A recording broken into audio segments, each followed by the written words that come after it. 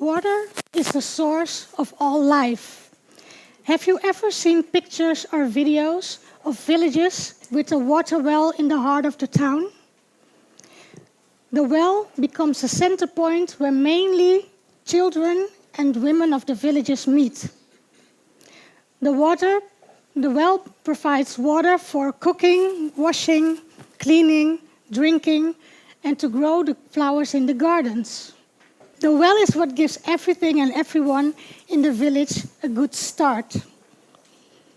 The well is also the spot where women gather to share their knowledge, to share their worries, to share their questions, and to share everything that they know and their stories. It's also the place where women find advice and support, and where they grow and connect to the peers, and where they feel the sisterhood that is amongst them. So what is your story? What is the wisdom that you have to share with your global sisters? Sexy leadership is a new vision on leadership that has its base in the Ubuntu philosophy of South Africa. The slogan of Ubuntu is, "I am because we are." We are people because of other people. We are people because of other people, because we thrive and grow when we connect to our peers and we share and receive our wisdom and our knowledge.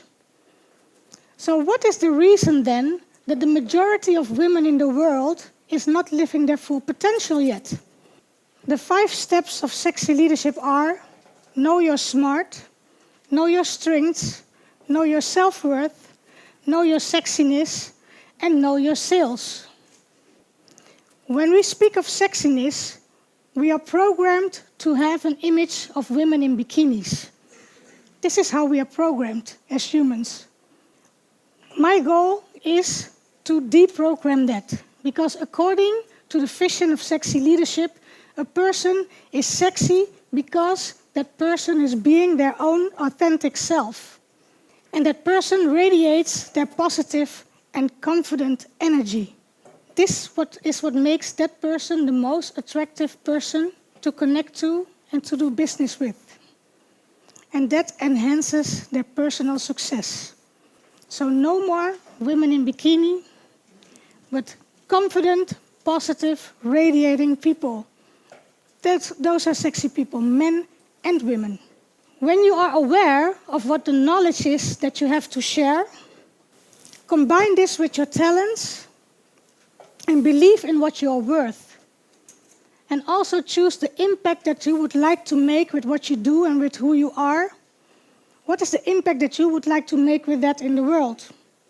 This way you can improve your business, your life, and your career. Sexy leadership gives you the confidence and the tools to reach anything you want in the world. Are you ready to be really sexy? Good. Be as sexy as you can be. Worldwide, the movement is growing to empower women in their leadership and to stimulate corporations to bring more gender diversity in their management. For years, the world has primarily had more masculine energy and leadership. But the momentum is now here, and there's a longing for change. Leadership through connection and authenticity. That is what people are asking for. Less testosterone leadership, as I call it, and more connected, authentic, sexy leadership. Sexy leadership has already transformed dozens of women. After reading the book and after doing the exercises in the book, they have reached the core of who they truly are. Some of the women have called me to thank me that the book has given them back their most valuable gift, themselves. They were finally able to put in writing what their dreams were, what they already had, and what they still needed. Finally, they had the confidence to put their dreams into action, because action changes things. They reconnected to their passions and to their why and their core values. And they are ready to lead a sexy, happy, fulfilled life. Are you ready to lead a sexy life? Yes. Sexy leaders lead from their true values, from their big why. They are driven by a strong will to make this world a better place. To make this world a better place and contribute from who they really are.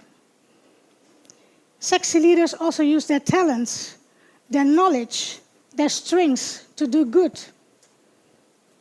For themselves and for others. They know no ego, and they are focused on working together to make common goals succeed. They don't only work for themselves to be better, but they also want others to be better. No ego there. They trust their inner strength like birds trust their flying skills. Birds do not go to flying school. They trust their wings.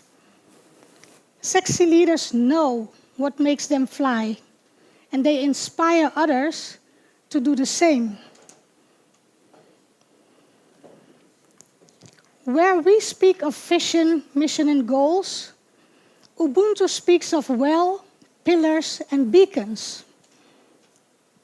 What is the well that you get your inspiration and your passions from? In your well, there's a lot of wisdom from your family. There are your values, and there are the characteristics that make you, you. So who are you? And what do you have to bring to this world and to the world that you live in? Let me tell you a little bit about my story. I was born in the beautiful city of Paramaribo, Suriname, where we are today, in 1972. No counting. I am the oldest of 7 children in total. My mother has me and my 10-year younger brother, and my biological father, who you all heard who my father is just now, he has 5 other children, 4 boys and a girl. I grew up with my mother and my non-biological Dutch father in a small town in the center of the Netherlands. When I was 6, we moved to Saudi Arabia, due to my father's work, my Dutch father. And we lived there for 9 months. After 9 months, we came back to the Netherlands. And 2 months after that, we left for Suriname. They didn't want to live in the cold anymore. My little brother was born here in the Diakonesse ziekenhuis in 1982, December 1st. My mother brought him home December 7th, 1982. In 1984, we left Suriname and went back to Netherlands due to the political situation. And this is how I ended up in 8th grade of the elementary school with the same children that I started my school career with a few years before that. So what is my purpose in telling you this? The fact that I visited 3 schools in 3 different continents has formed me. And it has filled my well with a lot of characteristics that are still of use for me today. I became flexible. I adjust easily to people and to situations. I became a good listener. And I know, and I learned, that the one and only person that I could always trust is me. I never felt the urge to belong to a certain group. I formed my own groups with peers who also did not belong to a certain group. I did not look at who was popular or not. That was not important to me. I didn't look if somebody was a nerd or a geek or a sports kid or a fashion lover or something else. As a child that had to adapt often to different situations, I never put people in a box. I trusted my own intuition to choose if I wanted to connect to somebody or not. I did not mind the rules of the school, and I still don't. I do not judge people on color or race or gender or political or social status. If I find shared values in another human, then we can be friends, or at least acquaintances, and work together or do business. I don't care what you look like or where you come from. What is important is, do we have a match in the values? Do we have common values? One of my life mottos is, you never know who you can learn from. So treat everyone you encounter as equal. I use my well and everything that is in it as a source to build the pillars that will lead to my beacon. Because I am aware of what is in my well and what the content is worth, my pillars have a good, solid foundation. Through the years, I have learned and I have grown. And I've created new values, and I've gotten more knowledge and developed my talents. This makes my well very rich and very full, and my pillars bigger, stronger, and taller, because I have higher beacons to reach for myself, and the confidence now to reach them. Have you explored lately what is in your well? What is the foundation that you can build your pillars on?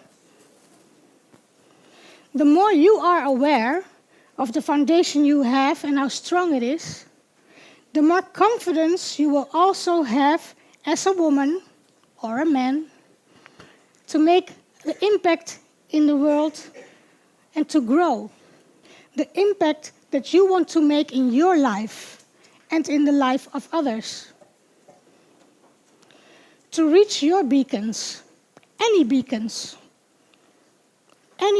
you wish for, because nothing will and can hold you back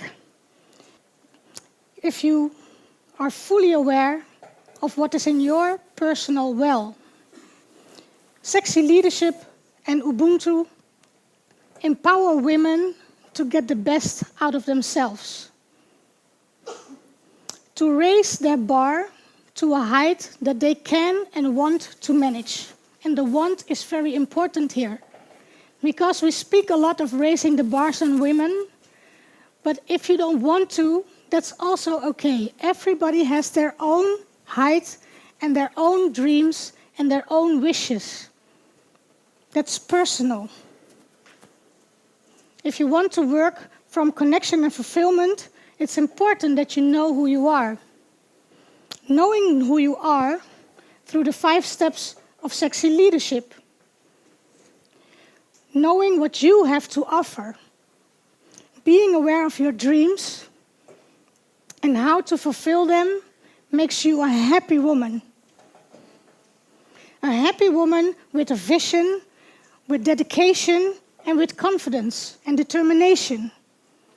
And we all know that a woman with dedication can never be stopped. Never. I had a dream. My dream was to be on a TEDx stage, preferably in my birth city of Paramaribo.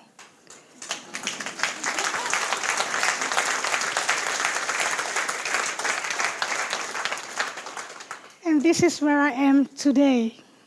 And I am grateful for that. I had a dream to speak and share my story and my dreams and my vision of sexy leadership. My dream became true the moment I simply reached out to the lady who is the head of TEDxParamaribo, Jennifer. And because she believed in me, she gave me the opportunity to be here. And this is what happens when women support each other and lift each other up and give each other opportunities and open those doors. And this is the most important message that I have for women all over the world today. Sexy leadership makes you aware of who you are, what it is that is in your well. It connects you to what you are worth and what everything that you have to offer is also worth. But all that means less if you do not share it with other women. So share your story and share the valuable content of your well. You will inspire yourself and therefore you will inspire others. We are women because of other women. That is our Ubuntu spirit. Let's unite as women from the world. Let's unite as women from Suriname. An African proverb says, if you want to go fast, go alone. If you want to go far, go together.